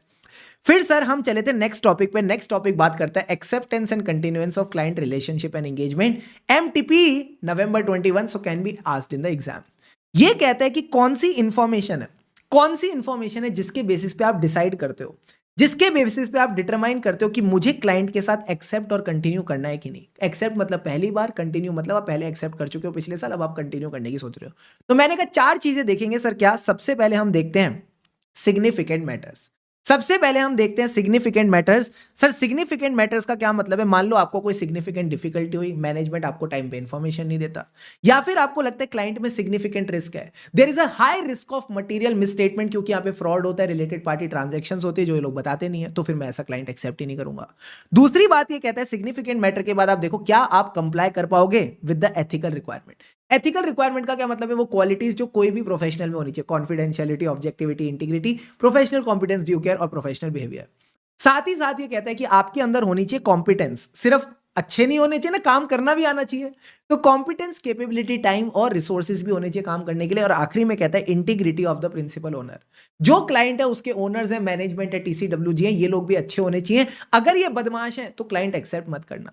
तो कहीं ना कहीं क्या मैं बोल दूं, ये चार चीजें मैं देखता हूं before accepting a client. Answer is yes. अब सर ये चारों चीजें समझ तो गए, इनको याद कैसे रखना है? मैंने कहा बड़ा सिंपल है, man will be man. Man will be man, तो मान लो ऑडिटर इज अ मैन, और जब भी वो क्लाइंट एक्सेप्ट करेगा तो सबसे पहले क्या देखेगा? क्लाइंट में कोई सैकी है या नहीं। क्लाइंट में कोई सैकी है या नहीं। सारे बच्चे जल्दी से सैकी के पॉइंट्स बताओ मुझे, एकदम प्रॉपर लर्न विद फन वाले तरीके के साथ। सर सैकी का क्या मतलब हो गया? S for significant matters. S for significant matter जो भी करंट ईयर और प्रीवियस ऑडिट एंगेजमेंट वाले हैं। ई का मतलब है क्या फर्म कंप्लाई कर पाएगी with the ethical requirement. C का मतलब है सीसीटीआर। सीसीटीआर का मतलब है competence, capability, time, resources. And I का मतलब है integrity of the principal owner. Last में कहता है कि अगर मान लो आपको कोई इशू मिल गया और इशू मिलने के बाद भी आपने क्लाइंट को एक्सेप्ट कर लिया, तो भाई साहब ये तो गड़बड़ है। तो आपने ना डॉक्यूमेंट करना है। अगर इशू होने के बाद भी आप क्लाइंट को एक्सेप्ट करते हो तो डॉक्यूमेंट करना, कैसे आपने इशू को रिजॉल्व किया था, how did you resolve the issue, this should be documented. Got it sir. अब सर एक बात बताओ, अगर मैं इंटीग्रिटी की बात करता हूं तो इंटीग्रिटी में क्या क्या मैटर्स देखने होते हैं? आईसीआई का फेवरेट क्वेश्चन है, आरटीपी सितंबर 24। हमें अगर इंटीग्रिटी की बात करता हूं तो इंटीग्रिटी में क्या करना है सर? इतने सारे मैटर देखने हैं। सबसे पहले आपने देखनी reputation of the client, client की रेप्यूटेशन कैसी है। अब एक बच्चा मुझे बोलता है सर मेरे पास ना एक क्लाइंट आ रहा है, मेरे पास एक क्लाइंट आ रहा है और उसकी रेप्यूटेशन है इसके जैसी, विजय माल्या। सर एकदम बढ़िया बढ़िया बंदा है, यहां से लूटता है, यूके में जाके रहता है, तो क्या विजय माल्या की किसी कंपनी का ऑडिट एक्सेप्ट करोगे? मैंने कहा नहीं सर बिल्कुल नहीं करेंगे, यहाँ रेप्यूटेशन बहुत खराब है। Very very good. इसी तरह नेचर ऑफ क्लाइंट ऑपरेशन, अगर आपका क्लाइंट चरस और गांजे का धंधा करता है, क्या आप ऐसा क्लाइंट एक्सेप्ट करोगे? नहीं करेंगे सर। अगर आपके क्लाइंट का जो एटीट्यूड है रिगार्डिंग द अकाउंटिंग स्टैंडर्ड्स और इंटरनल कंट्रोल बहुत खराब है, आपका क्लाइंट अकाउंटिंग के स्टैंडर्ड्स फॉलो ही नहीं करता, एंटिटी में प्रॉपर इंटरनल कंट्रोल्स ही नहीं है, तो यहां पे भी सर मटेरियल मिसस्टेटमेंट के चांसेस ज्यादा हैं, फ्रॉड के चांसेस ज्यादा हैं, हम ऑडिट एक्सेप्ट ही नहीं करेंगे। फिर ये कहता है आपका जो क्लाइंट है ना उसको क्वालिटी ऑफ वर्क से फर्क नहीं पड़ता, वो बस गुस्से गुस्से में अग्रेसिवली बस चाहता है कि आपकी fees as low as possible रहे, उसको क्वालिटी से फर्क नहीं पड़ता, तो हम भी ऐसे क्लाइंट से एक्सेप्टेंस नहीं देंगे। फिर ये कहता है inappropriate limitation on the scope of work. Limitation on scope का मतलब मैंने आपको ऐसे 210 में भी बताया था कि हमारे पास सफिशिएंट एंड एप्रोप्रिएट एविडेंस नहीं है। तो अगर आपको क्लाइंट एविडेंस ही नहीं लेने दे रहा, आपको कंफर्मेशन नहीं भेजने दे रहा, इन्वेंट्री काउंट अटेंड नहीं करने दे रहा, तो that is also wrong, we will not accept such client. फिर कहता है आपका क्लाइंट लॉन्ड्री का बिजनेस करता है, किसका? मनी लॉन्ड्रिंग का बिजनेस करता है। तो अगर क्लाइंट मनी लॉन्ड्रिंग का बिजनेस करता है तो भी क्लाइंट एक्सेप्ट नहीं करेंगे। और लास्ट में कहता है reason for the proposed appointment of the firm and non reappointment of the previous firm. तो अगर पुरानी फर्म को इसलिए निकाला गया क्योंकि उसने एडवर्स ओपिनियन दिया था, यानी फाइनेंशियल स्टेटमेंट में गड़बड़ निकाली थी, तो आप भी ऐसा क्लाइंट एक्सेप्ट मत करना। अब एक बच्चे ने ना बड़ी मजेदार बात कही, सर अगर ये सब क्लाइंट में खराबियां होने के बावजूद क्लाइंट पैसे अच्छे दे रहा है तो क्या ऐसा क्लाइंट एक्सेप्ट कर ले? कर लेना, बट जो इतनी मेहनत करके तुम सीए डिग्री कमाओगे ना, वो भी उतनी आसानी से फिर चली जाएगी।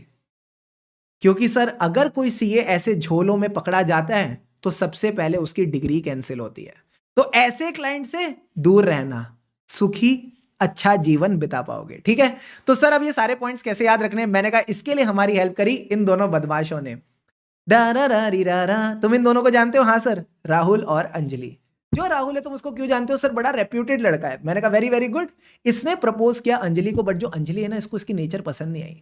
अंजलि कहती है बड़ा ही अग्रेसिव है, Rahul is a aggressive boy.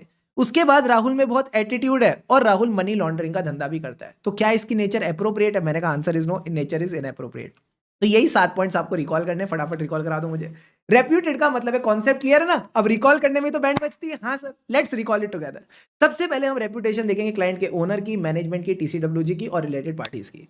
फिर उसके बाद प्रपोज का क्या मतलब है? Reason for proposed appointment of the firm and non reappointment of the previous firm. इसके बाद इसकी क्या देखी? नेचर। नेचर का मतलब है nature of the clients operation.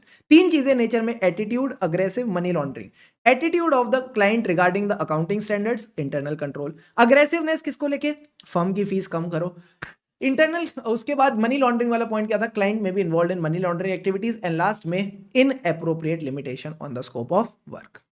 शाबाश। अब आता है सवाल withdrawal from engagement. Sir withdrawal from engagement क्या कहता है? सारे बच्चे ध्यान से समझ के चलना। सर क्या ये कहता है? अगर ऑडिटर को कोई भी ऐसी इंफॉर्मेशन मिलती है, ऐसी इंफॉर्मेशन मिलती है जो अगर पहले मिल गई होती तो हम क्लाइंट रिजेक्ट कर देते। फॉर एग्जाम्पल, मैंने जब क्लाइंट एक्सेप्ट किया तो मैंने 4 चीजें क्या देखी थी? सेकी। सेकी का क्या मतलब है? सिग्निफिकेंट मैटर, एथिकल रिक्वायरमेंट, सीसीटीआर और इंटीग्रिटी। अब बाद में जाके पता चलता है क्लाइंट फ्रॉड है। फ्रॉड का मतलब है इंटीग्रिटी की कमी है, तो फिर आप इस क्लाइंट से विड्रॉ कर लो। जब आपसे गलती हो गई एक्सेप्ट करने की, तो उसको कैसे सुधारेंगे? विड्रॉ करने के। अब विड्रॉ में क्या पॉलिसीज एंड प्रोसीजर होते हैं? बड़े सिंपल। जब भी आप विड्रॉ करोगे तो आपको याद है मैंने बताया था चिल्ला चिल्ला के जाना, किसको बताना था? आरटीओ को। आरटीओ का क्या मतलब है? सर आरटीओ का मतलब है रेगुलेटरी अथॉरिटी, टीसीडब्ल्यूजी, एंड ओ का मतलब है owners, that means the people who made your appointment. Got it sir? ये आपने अपनी प्रोफेशनल और लीगल रिस्पॉन्सिबिलिटीज के हिसाब से बताना है। ये सेम है जो अपन ऐसे 210 में पढ़ते हैं। उसके साथ साथ ये कहता है कि आप डिसाइड करो अब आप विड्रॉ किससे करना चाहते हो। क्या आप इंगेजमेंट से विड्रॉ करना चाहते हो या क्लाइंट रिलेशनशिप? फर्क क्या है?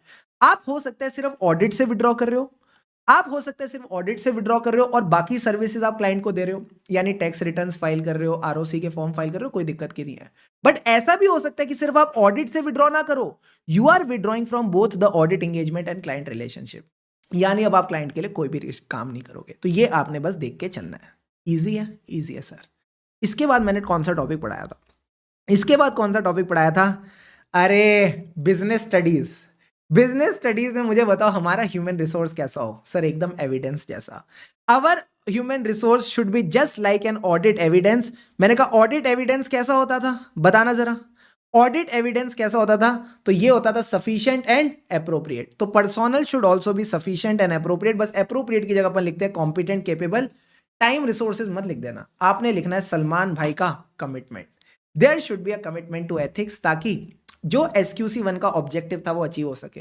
The engagement is as per PRL requirement and the report is appropriate in the circumstances. Got it sir. अब सर HR के क्या इश्यूज होते हैं? कुछ नहीं, बंदा लेके आएंगे, बंदे को ट्रेन करेंगे, फिर चेक करेंगे कि बंदे ने ठीक से काम किया कि नहीं। अगर ठीक से काम किया तो कंपेंसेशन भी देंगे, प्रमोशन भी देंगे। प्रमोशन मतलब करियर डेवलपमेंट। तो एकदम फ्लो में चलना है, इसमें कुछ भी नहीं है। फिर आता है sir last topic of today session, that is engagement performance. सारे बच्चे पानी के 2 घूंट लगाओ और चैट बॉक्स में लिखो रेडी। आ जाओ।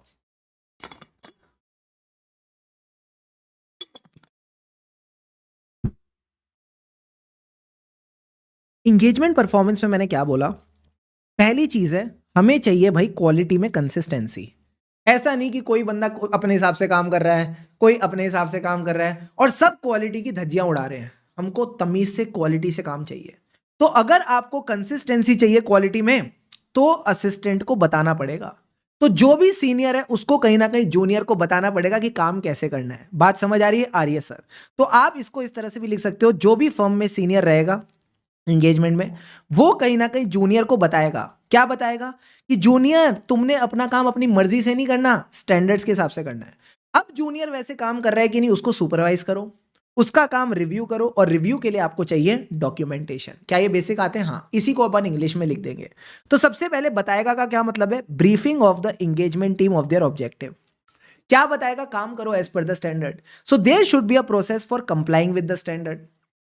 ये तो हो गया सर बताना, डायरेक्ट करना। फिर क्या करेंगे? सुपरवाइज करेंगे। सुपरवाइज करेंगे यानी engagement supervision and training. Supervise करने के बाद क्या करेंगे? Review. Review the performance of work, और रिव्यू के लिए हमको चाहिए documentation. There should be proper documentation of the work. तो बड़ा सिंपल है, आपने डायरेक्ट करना है, सुपरवाइज करना है, रिव्यू करना है, रिव्यू के लिए डॉक्यूमेंटेशन। डायरेक्ट को बस अपन इस तरह से लिख देते हैं, ब्रीफिंग। हम सामने वाले को ब्रीफ कर रहे हैं कि तुमने अपना काम एज पर स्टैंडर्ड्स करना है, ठीक है सर। फिर सुपरवाइज किया, फिर रिव्यू किया, रिव्यू क्या किया? डॉक्यूमेंटेशन। सिंपल है, सिंपल है सर। अब सर एक बात बताओ, सपोज कोई ऐसा मैटर हो जाता है जो थोड़ा डिफिकल्ट है समझने में, या फिर हमारी एंगेजमेंट टीम में ना एक कंसेंसस नहीं बैठ रहा, हम में लड़ाइयां हो रही हैं। तो ऐसे केस में सपोज टैक्स लिटिगेशन मैटर है, आपके क्लाइंट पे कोई टैक्स लिटिगेशन चल रहा है और आपको समझ में नहीं आ रहा कैसे डील करें, तो कोई टेंशन नहीं है, आप ऐसे केस पे कंसल्टेशन ले सकते हो। अब सवाल आता है कंसल्टेशन किससे लें? किसी से भी, जिस भी बंदे के अंदर एक्सपर्टीज है, जिस भी बंदे के अंदर स्पेशल एक्सपर्टीज है, भले ही आपकी फर्म का हो या बाहर का हो, फर्क नहीं पड़ता, उससे आप कंसल्टेशन ले लो। Deal done? Done sir. Now comes the last topic of this session, that is the engagement performance. आप मुझे बताओ कौन रिस्पॉन्सिबल है एंगेजमेंट परफॉर्मेंस के लिए? सर जिसका साइन होता है, that is the engagement partner. अब एंगेजमेंट पार्टनर क्या करेगा? वही डीएसआर। डीएसआर का मतलब है डायरेक्ट सुपरवाइज एंड रिव्यू करेगा। रिव्यू क्या करेगा? डॉक्यूमेंटेशन। और डॉक्यूमेंटेशन किसको लेके होती है? काम को लेके होती है। ऑडिट का काम इज ऑडिट की cycle, audit procedure, audit evidence and conclusion. And last में, अगर इन लोगों से कुछ नहीं हो रहा, अगर कोई डिफिकल्ट और कंटेंशियस मैटर है, तो अपन क्या लेंगे? कंसल्टेशन लेंगे। सो लास्ट में एंगेजमेंट पार्टनर बस इतना देखेगा, जो भी मैटर्स डिफिकल्ट और कंटेंशियस है उसमें proper consultations have been taken. अब सर इस सेशन में हम एक बहुत ही प्यारा कॉन्सेप्ट डिस्कस करने वाले हैं, फोकस करना। सर ये है कौन? ये है हमारा एंगेजमेंट पार्टनर, ठीक है सर। ये किसी लिस्टेड एंटिटी का ऑडिट कर रहा है, जैसे कि एयरटेल। अब सर इसको डर है कि कल को अगर एयरटेल की जो इसने रिपोर्ट दी, इसमें अगर गड़बड़े निकली, तो सिर्फ एयरटेल के मालिक का नुकसान नहीं होगा, जितने भी एयरटेल के ओनर्स हैं, जितने भी through out the India Airtel के शेयर होल्डर्स हैं, सबकी बैंड बज जाएगी अगर बेचारे से अपनी ऑडिट रिपोर्ट में गलती हो गई। तो ये क्या करता है? अपना ओपिनियन देने से जस्ट पहले डिस्कस करता है। सर डिस्कस करता है किसके साथ? EQCR के साथ। अब EQCR कौन है? EQCR का मतलब है एंगेजमेंट क्वालिटी कंट्रोल रिव्यूअर। इसका काम बड़ा सिंपल है, ऑडिट रिपोर्ट इशू जस्ट होने से पहले पहले एक बार ये पूरी ऑडिट एंगेजमेंट को देख लेगा कि ऑडिट एंगेजमेंट में जितने भी सिग्निफिकेंट मैटर्स थे, जितने भी एरियाज ऑफ सिग्निफिकेंट जजमेंट थे। सिग्निफिकेंट जजमेंट का क्या मतलब है? कि कहीं ना कहीं यहां पे गलती होने के चांसेस ज्यादा हो सकते हैं, और वहां पे एक सेकंड ओपिनियन की जरूरत है। तो EQCR उन चीजों को अच्छे से चेक करके चलेगा। ध्यान रहे, ये भी एक चार्टर्ड अकाउंटेंट होना चाहिए। ये फर्म का बंदा भी हो सकता है, फर्म के बाहर का बंदा भी हो सकता है, बट इसके पास प्रॉपर एक्सपीरियंस होना चाहिए, क्योंकि कहीं ना कहीं लिस्टेड एंटिटीज के ऑडिट को चेक करने आ रहा है, तो इसने भी हो सकता है अपनी जिंदगी में कई सारे लिस्टेड ऑडिट कर रखे हों, तभी हम इसको एज EQCR लेंगे। अब सर सवाल उठता है कि हमें EQCR क्यों चाहिए? सिग्निफिकेंट जजमेंट्स चेक करने के लिए। बिकॉज सिग्निफिकेंट जजमेंट एक ऐसा एरिया जहां पे इनहेरेंट लिमिटेशन भी थी। याद है अपन ने इनहेरेंट लिमिटेशन में 4-5 लिमिटेशन पड़ी थी। उनकी उनकी मजबूरी, हमारी मजबूरी। उनकी मजबूरी क्या है सर? वो फाइनेंशियल स्टेटमेंट बनाते हैं, यानी नेचर ऑफ फाइनेंशियल रिपोर्टिंग। हमारी मजबूरी यानी नेचर ऑफ ऑडिट प्रोसीजर। फिर ऑडिट प्रोसीजर में लास्ट में आता था फ्रॉड पकड़ लो।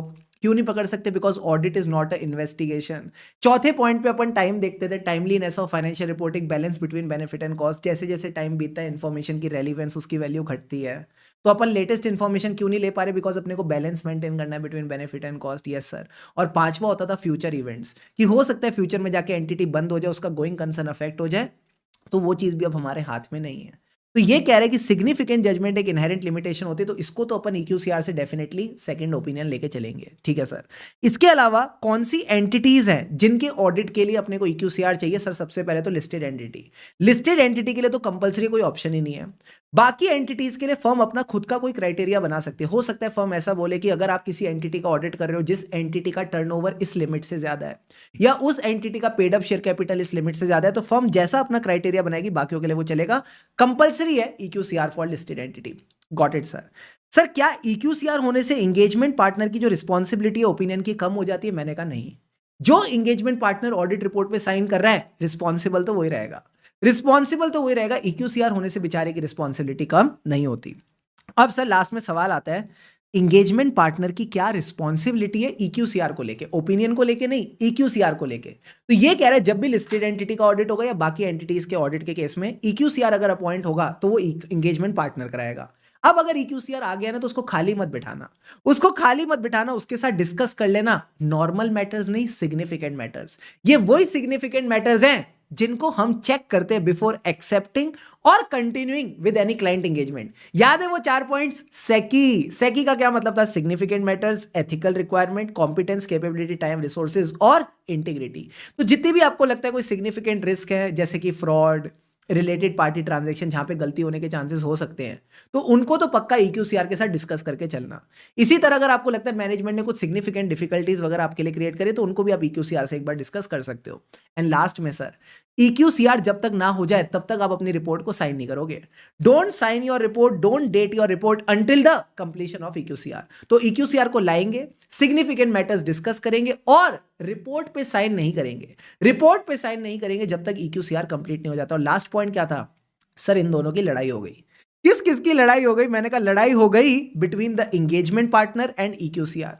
There is a difference of opinion between the engagement partner and EQCR. तो ये क्या करेंगे? जैसा फर्म की पॉलिसी में लिखा है उसको फॉलो करेंगे। जैसा फर्म की पॉलिसी में लिखा है उसको फॉलो करेंगे। अपन क्या बोलते हैं? लड़ाई लड़ाई माफ करो, फर्म की पॉलिसी फॉलो करो।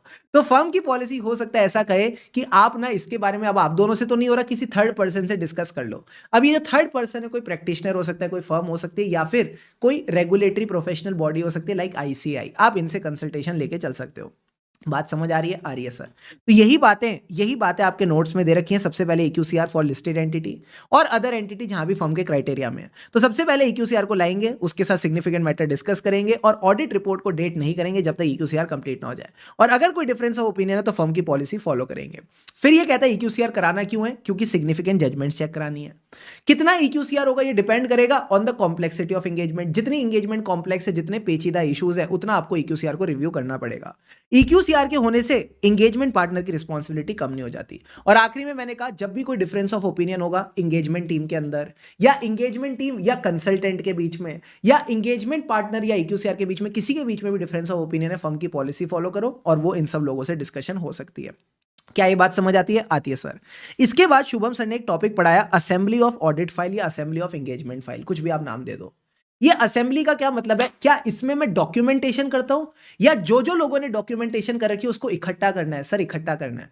जो एक्चुअल डॉक्यूमेंटेशन है वो तो हो चुकी है, अब हमको क्या करना है ना, जैसे ग्रुप प्रोजेक्ट होता है तो आप मान लो ऑडिट एक ग्रुप प्रोजेक्ट है जिसमें सारे मेंबर्स हैं, एंगेजमेंट पार्टनर इनका प्रोजेक्ट लीडर हो गया, उसके बाद हमारे पास एक सीनियर मैनेजर हो गया, एक मैनेजर हो गया, कोई एग्जीक्यूटिव हो गया, कोई आर्टिकल हो गया, सब लोग हैं। सबने अपने अपने एरियाज की डॉक्यूमेंटेशन कर रखी है। किसी ने रेवेन्यू की डॉक्यूमेंटेशन, किसी ने परचेजेस की डॉक्यूमेंटेशन, किसी ने एसेट्स, किसी ने लायबिलिटी, सबने डॉक्यूमेंटेशन कर रखी है। अब हमको इन सबको इकट्ठा करना है। तो ये कहते हैं जो इकट्ठा करने वाला टाइम पास है ना, ये आप ऑडिट रिपोर्ट के बाद करना। ये जो इकट्ठा करने वाला टाइम पास है आप अपनी ऑडिट रिपोर्ट के बाद करना। मैंने कहा कितने बाद? कहते हैं 60 डेज के अंदर अंदर। जिस दिन ऑडिट रिपोर्ट साइन होती है उसके 60 डेज के अंदर अंदर आपने अपना मामला, जो इकट्ठा करने वाला मामला है जिसको बोलते हैं असेंबली ऑफ ऑडिट फाइल, ये करके चलना है। तो ये कहता है सर क्या audit file is a file और फोल्डर, ये फिजिकल और इलेक्ट्रॉनिक फॉर्म में हो सकती है। इसकी टाइम लिमिट इन्होंने कहा ऑडिट एंगेजमेंट के बाद होगी, यानी 60 days after the date of audit report. अच्छा एक बात बताओ, ये जो मैंने फाइल बनाई है, जो फोल्डर बनाया है, ये मैं कितने टाइम तक डिलीट नहीं कर सकता? कितने टाइम तक इसको डिलीट नहीं कर सकता? कितने टाइम तक डिस्कार्ड नहीं कर सकता? तो जो चीज आपने 60 दिनों में करी है ना इकट्ठी, उसको 7 साल तक आप डिस्कार्ड नहीं कर सकते। 7 साल तक आपको रिटेन करना पड़ेगा। तो ये बात भी ध्यान के चलना कि अगर आपकी कोई ऑडिट फाइल है उसको 7 साल तक आपने साथ निभाना है। कहते ना साथ निभाना साथिया, तो 7 साल तक आपने इसका साथ निभा के चलना है from the date of audit report. But अगर आपने अपना ओपिनियन कंसोलिडेटेड फाइनेंशियल स्टेटमेंट पे दिया, यानी ग्रुप ऑडिट रिपोर्ट है, तो that can be that date if later. ठीक है? ठीक है सर। अब सर एक बात बताओ, ऑडिट एंगेजमेंट के लिए तो समझ आया 60 days after the date of audit report, इसमें असेंबली करनी है। What about other engagement? अगर मैं रिव्यू की बात करूं, अगर मैं अदर अश्योरेंस की बात करूं, व्हाट अबाउट दोज एंगेजमेंट? तो जो फर्म उसके लिए लिमिट सेट करती है उस हिसाब से आपने करना है। Whatever is the limit appropriate as per the circumstance, उस हिसाब से आप कर लेना। ठीक है सर। अब सर इसके बाद आता है सवाल कि इसकी पॉलिसी क्या होनी चाहिए। जो फर्म की पॉलिसी है रिगार्डिंग डॉक्यूमेंटेशन, इसमें क्या होना चाहिए? तो मैंने कहा सिंपल सी बात है, audit documentation is a confidential property. ये कहीं ना कहीं एक सेफ कस्टडी में होनी चाहिए, लोगों से बची हुई होनी चाहिए। प्लस अगर कोई भी इस डॉक्यूमेंटेशन में मॉडिफिकेशन करे, एडिटिंग करे, तो पकड़ा जाए कि यार हाँ इसने एडिटिंग करी है, तो हमें इसकी इंटीग्रिटी भी बचा के चलनी है। तो हमें मेंटेन करनी है तीन चीजें, confidentiality, safe custody, integrity. Plus ऐसी जगह अपन ने इंफॉर्मेशन को रख रखा है, अपन एक्सेस भी कर पा रहे हैं, रिट्रीव भी कर पा रहे हैं। अगर आपने इंफॉर्मेशन का बैकअप लिया तो आप उसको रिट्रीव भी कर पा रहे हो, रिस्टोर भी कर पा रहे हो। तो ये कह रहा है कहीं ना कहीं एक्सेसिबिलिटी और रिट्रीवेबिलिटी भी होनी चाहिए। तो मैं बोलता हूँ ना, कई सारे बच्चे ना इन 5 कीवर्ड में घूम के रह जाते हैं, कहते हैं यार सर ये 5 चीजें समझ तो आ गई, अपन कीवर्ड में घूम गए। तो मैंने कहा बड़ी सिंपल सी बात है, आप ऐसा बताओ डॉक्यूमेंटेशन कौन सी जगह रखी होनी चाहिए। डॉक्यूमेंटेशन कौन सी जगह रखी होनी चाहिए, मैंने कहा कौन सी का क्या मतलब है, कॉन्फिडेंशियलिटी। सी का क्या मतलब है, एस फॉर सेफ कस्टडी और इंटीग्रिटी। तो मैंने कहा ऐसी जगह रखो जहां पे आप एक्सेस भी कर पाओ, रिट्रीव भी कर पाओ। Do this action with me, जहां पे आप एक्सेस भी कर पाओ, रिट्रीव भी कर पाओ, यानी देयर इज एक्सेसिबिलिटी और रिट्रीवेबिलिटी। सो कौन सी जगह रखेंगे जहां पे एक्सेसिबिलिटी भी है और रिट्रीवेबिलिटी भी है। क्लियर है? Very good Garvita, very good Shubham, Ayushi, Hetal, शाबाश। अब सर एक बात बताना, ये बातें तो सारी की सारी हो गई, असेंबली वाला पॉइंट भी हो गया, पॉलिसी एंड प्रोसीजर वाला भी हो गया, रिटेंशन वाली बात भी शुभम सर ने आपको एकदम बढ़िया बता दी। अब सर इसके बाद ये बताओ, ये इंगेजमेंट डॉक्यूमेंटेशन किसकी प्रॉपर्टी है? इंगेजमेंट डॉक्यूमेंटेशन किसकी प्रॉपर्टी है? तो मैं आपको बोलता हूं engagement documentation is the property of the auditor, और you can say the property of the firm. और अगर ये चाहे अपनी मर्जी से, they may at their discretion, ये इसके कुछ पोर्शन और एक्सट्रैक्ट अवेलेबल करा सकते हैं। फॉर एग्जांपल आपका क्लाइंट कहता है मेरे को तेरी डेप्रिसिएशन की वर्किंग बड़ी अच्छी लगी, जो आपने एफडी का इंटरेस्ट कंप्यूटेशन किया ना, ये वर्किंग मुझे बड़ी अच्छी लगी। तो ऑडिटर हो सकता है वो पर्टिकुलर वर्किंग, वो पर्टिकुलर पोर्शन या एक्सट्रैक्ट क्लाइंट को दे दे। बट याद रहे, इससे आप ही की बैंड ना बच जाए, इससे आप ही की बैंड ना बच जाए, कल को ऐसा ना बोल दे कि यार तुम्हारी तो वर्किंग ही गलत है। एक तो तुम उनकी मदद कर रहे हो, ऊपर से वो तुम्हारी बैंड बजा रहे, तुम्हारी तो वर्किंग ही गलत है। तो इट शुड नॉट अंडरमाइन, इससे आप पे सवाल नहीं उठना चाहिए द वैलिडिटी ऑफ वर्क, कि आपने वर्क इनवैलिड किया, तमीज से नहीं किया। It should not undermine the validity of work performed, और क्वेश्चन योर इंडिपेंडेंस, कि यार आप तो इंडिपेंडेंट ही नहीं थे। कहीं ऐसे कुछ ना मिल जाए कि जिससे पता लगे आप इंडिपेंडेंट ना थे। सो दो चीजें ध्यान रखना, इट शुड नॉट अंडरमाइन दो चीजें, योर वर्क और your independence. Come on, your work performed और योर इंडिपेंडेंस, बस ये दो बेसिक बातें आपको ध्यान रख के चलनी है। क्लियर है? बिकॉज ऑडिटर के लिए ना सबसे इंपॉर्टेंट चीज इंडिपेंडेंसी होती है।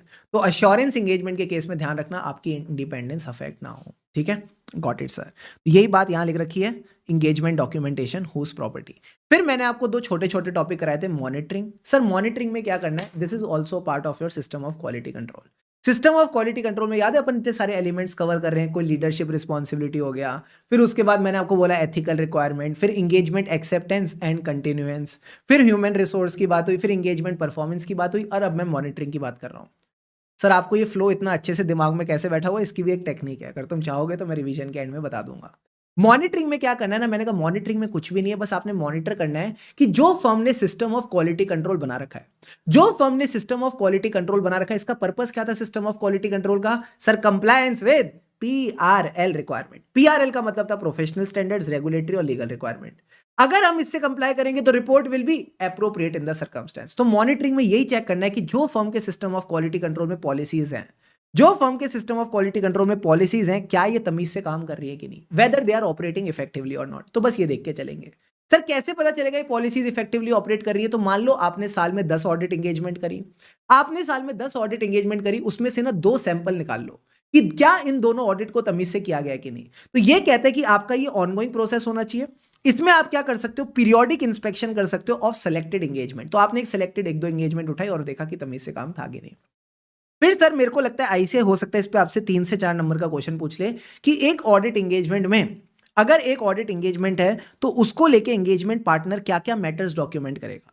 जो एंगेजमेंट पार्टनर है ना, एंगेजमेंट पार्टनर वो क्या क्या चीजें डॉक्यूमेंट करेगा about the matters related to audit engagement. तो इसमें कुछ नहीं है, बस आपने फ्लो ऑफ टॉपिक्स के साथ चलना है। मैंने आपको एक टॉपिक पढ़ाया था एथिकल रिक्वायरमेंट, तो अगर लगता है उसमें कोई इशू है तो वो डॉक्यूमेंट कर लो, क्या इशू आया था, क्या कोई कॉन्फिडेंशियलिटी का इशू आया था, क्या कोई इंटीग्रिटी का इशू आया था, कोई भी इशू आए एथिकल रिक्वायरमेंट को लेकर तो आप बता सकते हो। प्लस आपने कैसे रिजॉल्व किया वो लिख देना। दूसरी बात, एथिकल रिक्वायरमेंट के अंदर ही हमने एक टॉपिक पढ़ा था इंडिपेंडेंस। तो एथिकल रिक्वायरमेंट आ गया, कंक्लूजन और इंडिपेंडेंस आ गया। इसमें आप इंडिपेंडेंस की पॉलिसी वगैरह के बारे में बात कर सकते हो। एंड थर्ड थिंग थी, इन दोनों के बाद एक टॉपिक आया था acceptance and continuance of client relationship and engagement. तो ये 3 टॉपिक्स तो अपने फ्लो में आ गए। एंड लास्ट में अपन किसकी बात करते हैं, कंसल्टेशन की। तो जो भी आपने कंसल्टेशन ली है, सपोज आपने किसी फेयर वैल्यू के रिगार्डिंग लेके, यार ये प्रॉपर्टी की फेयर वैल्यू क्या होनी चाहिए, तो उसका नेचर और स्कोप क्या था कंसल्टेशन का वो बता देना, और क्या कंक्लूजन निकला। सपोज कंसल्टेंट ने आपको कुछ फेयर वैल्यू निकाल के दी, तो जो कंक्लूजन है उसको भी अपन डॉक्यूमेंट करेंगे। So nature, scope and conclusion of the consultation.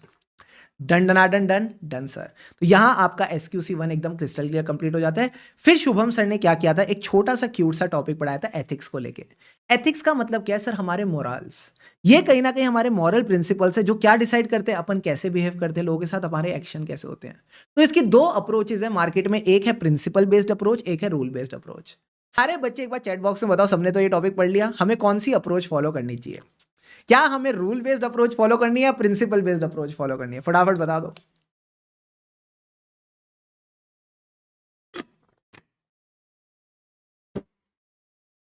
Sir हम फॉलो करते हैं प्रिंसिपल बेस्ड अप्रोच। हम कहीं ना कहीं प्रिंसिपल बेस्ड अप्रोच फॉलो करते हैं। मैंने कहा क्यों, फोकस करके चलना।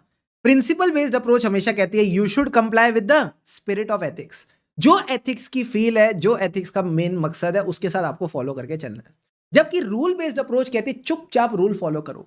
ये बड़ी स्ट्रिक्ट है, ये बड़ी बदतमीज है, ये स्ट्रिक्टली कहती है चुपचाप रूल फॉलो करो चाहे कुछ भी हो, ठीक है सर।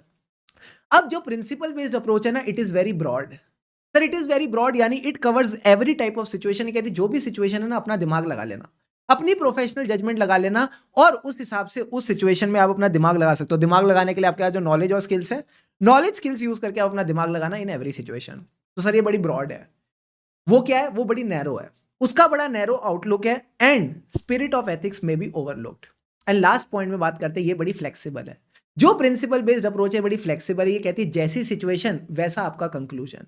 अगर आपको लगता है सिचुएशन में कुछ चीजें ठीक नहीं है तो फिर आप उनको अवॉइड करो, बट अगर लगता है कि यार ठीक है तो आप उसको करके चल सकते हो। So evaluate every situation and arrive at the conclusion. ये फ्लेक्सिबल है, ये क्या है, रिजिड है। फ्लेक्सिबल का ऑपोजिट इंग्लिश में हमने क्या सिखाया था, रिजिड। तो ये कहता है it is a very rigid thing because you may not be able to deal with every situation. तो 3 पॉइंट्स अपने को ध्यान रखने सर। क्या प्रिंसिपल बेस्ड अप्रोच का फायदा क्या है सर, ये स्पिरिट ऑफ एथिक्स को फॉलो करती है।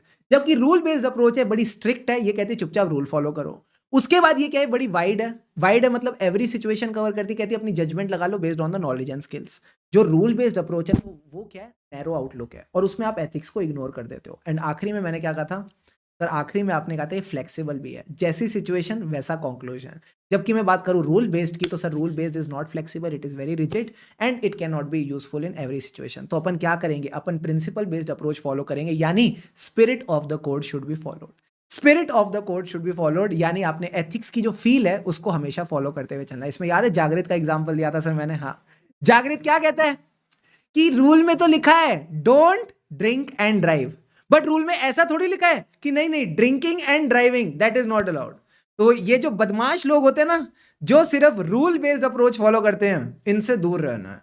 हमें हमेशा क्या करना है सर, ड्रिंकिंग करनी ही नहीं है, ड्रिंकिंग करनी ही नहीं है, चुपचाप बस ड्राइविंग पे फोकस करना है, ताकि हम एकदम हैप्पी, हेल्दी, सेफ और लॉन्ग लाइफ जी सके। डन डन डन डन, वाह सर। ऑडिट के साथ साथ बढ़िया वाला ज्ञान, ऑडिट के साथ साथ बढ़िया वाला ज्ञान, और यहां हमारा SQC1 और SA 220 कंप्लीट हो जाता है। और सर लास्ट में एक छोटा सा सुविचार, ये देखो क्या कहता है, work hard in silence, let your success be your noise. चुपचाप बस रोज मेहनत करते चलो, चुपचाप बस रोज मेहनत करते चलो, एंड जिस दिन रिजल्ट आ जाएगा ना, और रिजल्ट में एकदम बड़ा बड़ा लिखा होगा सर क्या, सक्सेसफुल।